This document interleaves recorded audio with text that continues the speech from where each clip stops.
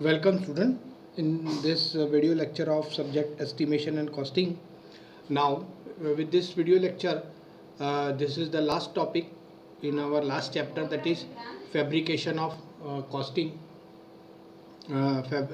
estimation in fabrication shop और fabrication costing.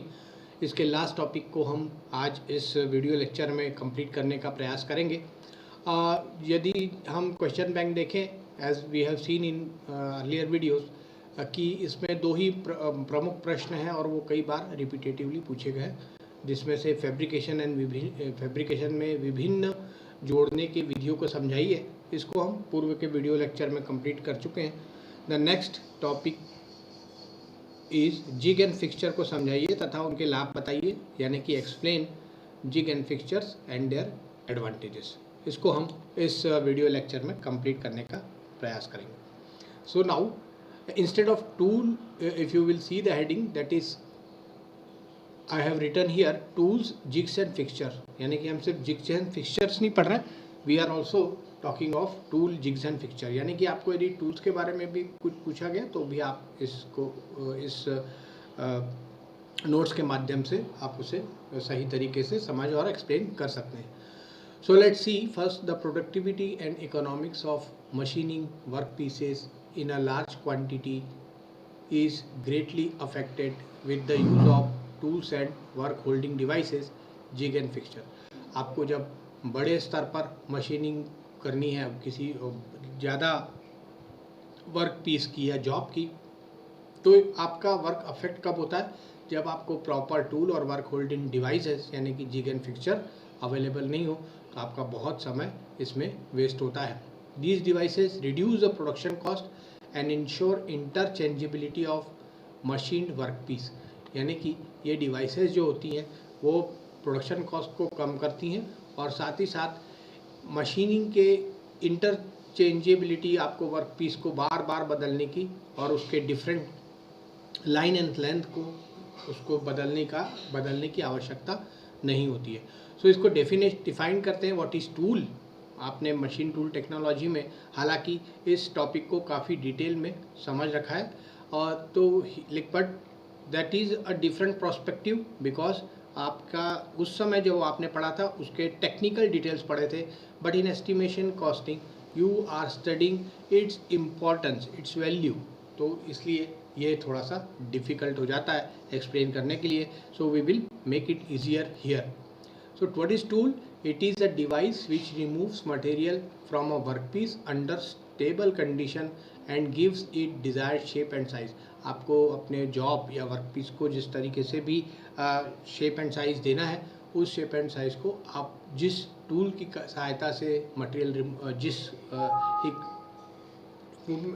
जिसकी सहायता से आप बदल सकते हैं, उस डिवाइस को हम क्या कहते हैं? टूल. दीज में भी द फॉलोइंग टाइप.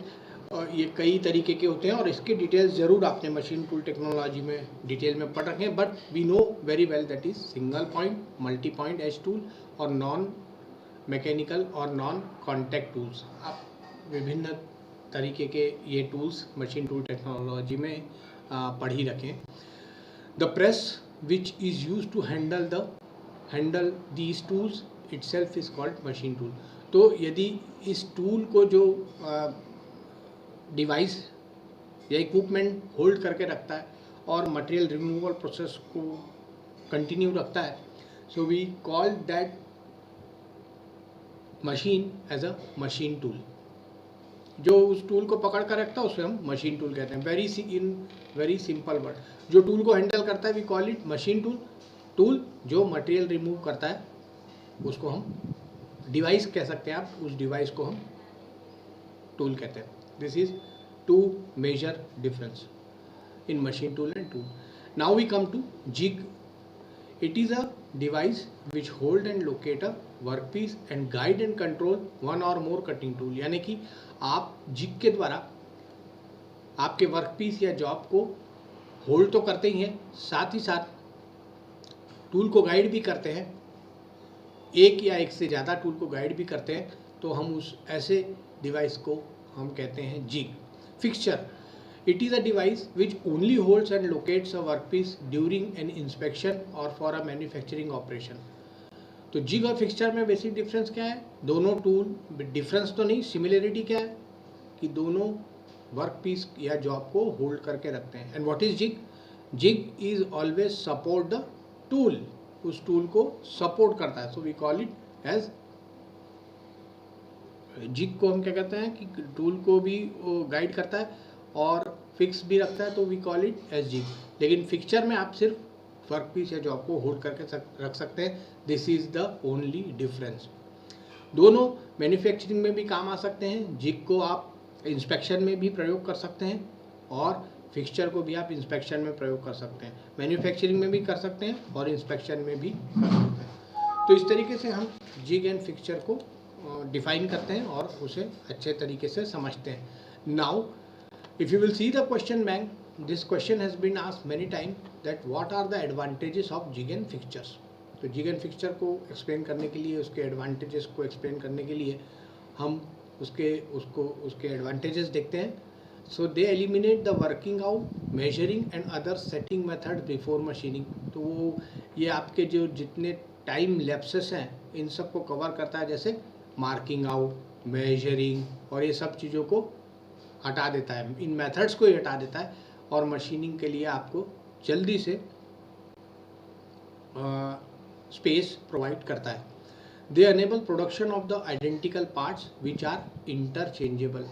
आपको यदि एक ही तरह के करीबन 10,000 पीस, 2,000 पीस, 1,000 पीस इस तरीके से मेजर क्वांटिटी में आपको बनाना है, तो आपको एक ही पार्ट आइडेंटिकल है चूँकि, तो जल्दी से आप चेंज कर सकते हैं इस जिग एंड फिक्सचर का प्रयोग करके.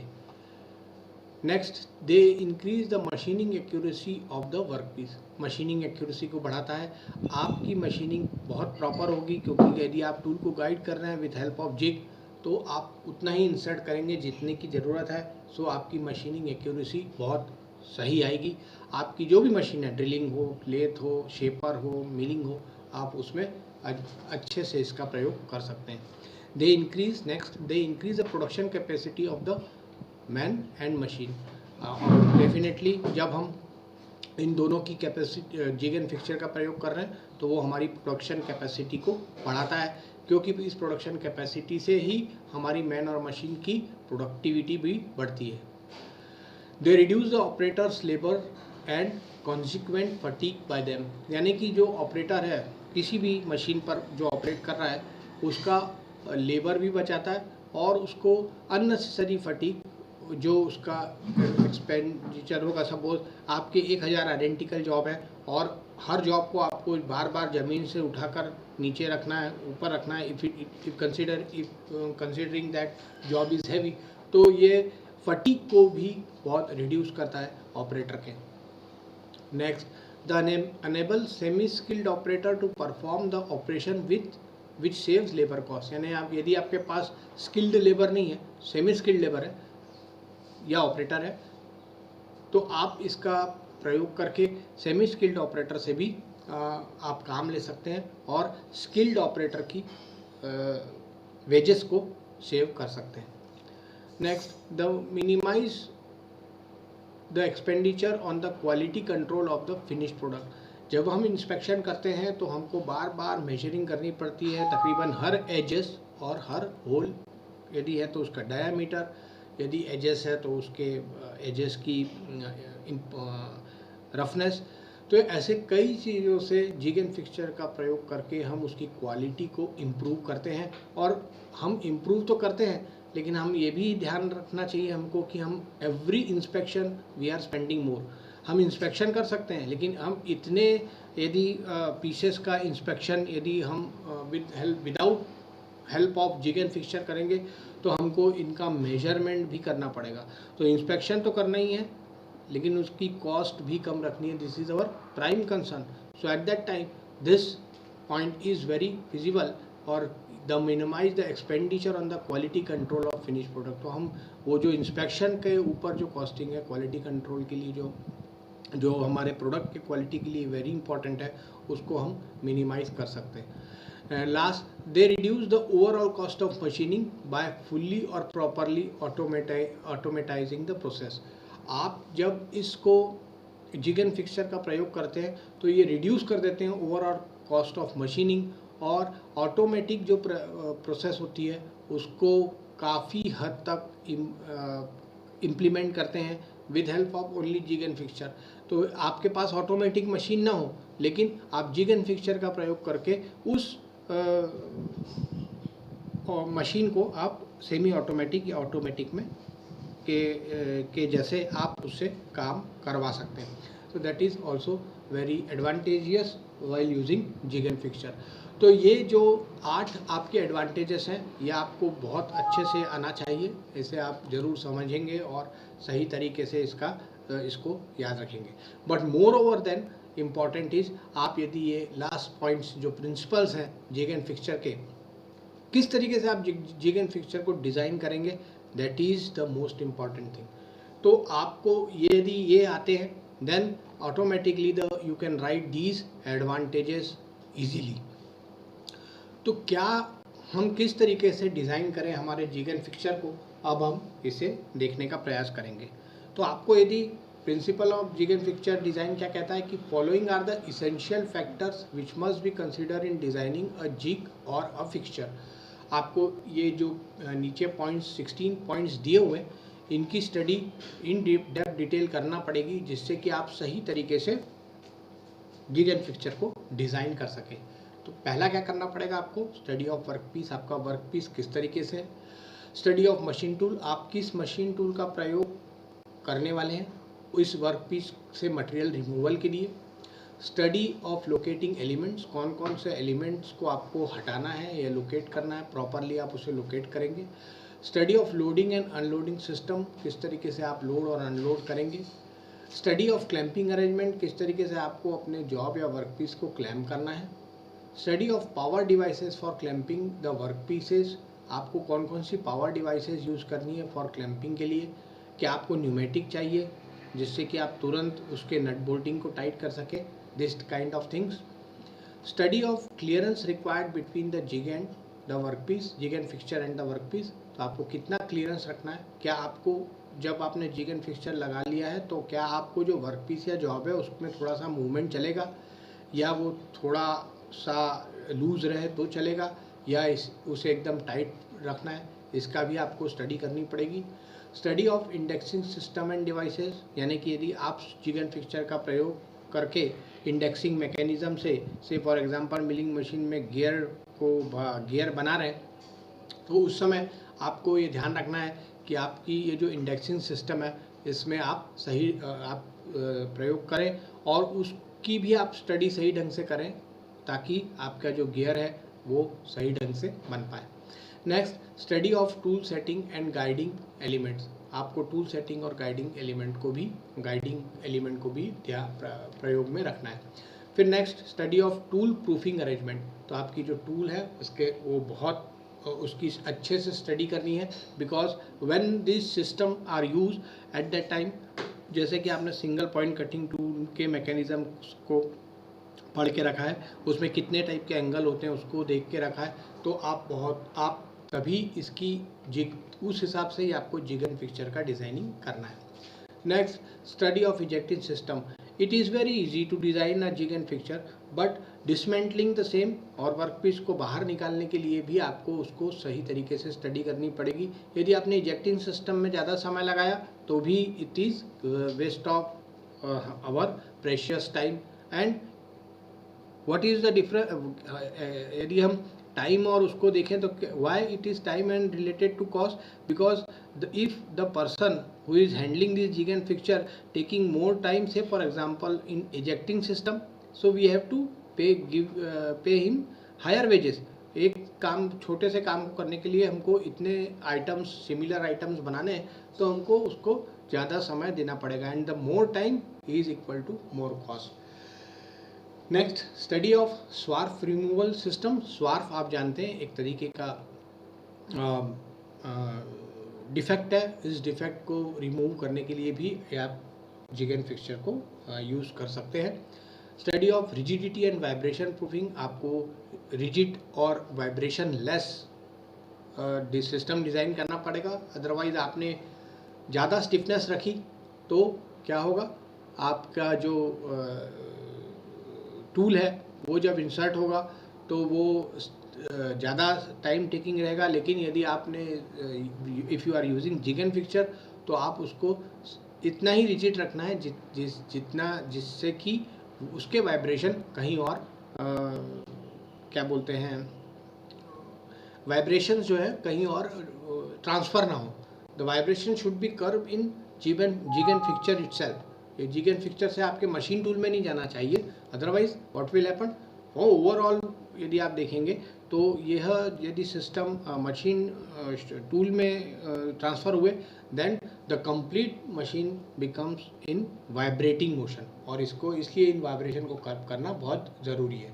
Study of table fixing arrangement, जहाँ पर भी सपोज फॉर एग्जांपल आप इंस्पेक्शन के लिए टेबल फिक्स कर रहे हैं, कोई टेबल ले रहे हैं, तो उस समय भी आपको उसके अरेंजमेंट्स को देखना चाहिए।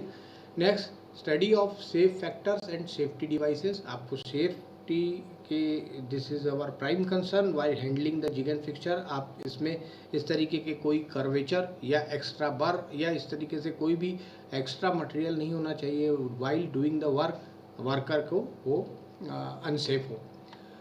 Last, study of the methods by which the jigs are manufactured, आपको कई जगह जाकर उन मेथड्स को देखते रहना चाहिए जिससे कि हम इन जिग एंड फिक्सचर को सही तरीके से मैन्युफैक्चर कर सकें, खुद सेल्फ डेवलप कर सकें। So here, if I will want to sum up this video lecture today, in this video lecture we have seen the different tools, jig fixture, their definition, their advantages, and the principles with help of it you can design your jig and fixture. Student, this is very important, क्योंकि यदि हम इसे एकदम हमारी day to day language में इसे jig and fixture को define करें तो what is jig and fixture? Jig and fixture को हम हिंदी में जुगाड़ कह सकते हैं कि उस जुगाड़ की सहायता से हमारा जो टूल और लगने वाला समय है या उस किसी काम को करने में जो हमको समय कम लगता है उसको हम रिड्यूस कर सके, और जो रिक्वायर्ड एक्यूरेसी है उस जॉब में उससे ज़्यादा मेंटेन कर सकें। तो जरूरी जब हम इस तरीके की accuracy also improve, time is also improve, तो हम definitely this is advantages for us. So with this we have also seen the importance of these jig and fixture, as it had been asked several times in the question bank. You can see the question bank also कि यहाँ पर jig and fixture को समझाइए तथा उनके लाभ बताइए, ये कई बार यह प्रश्न पूछा गया है। So I am very hopeful that you will आप इसे समझ गए होंगे इस वीडियो लेक्चर के माध्यम से।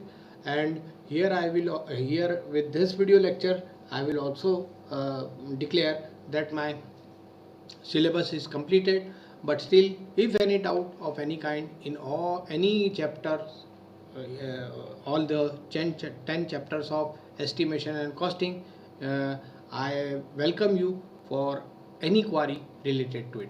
So thank you students for your kind attention. Thank you very much.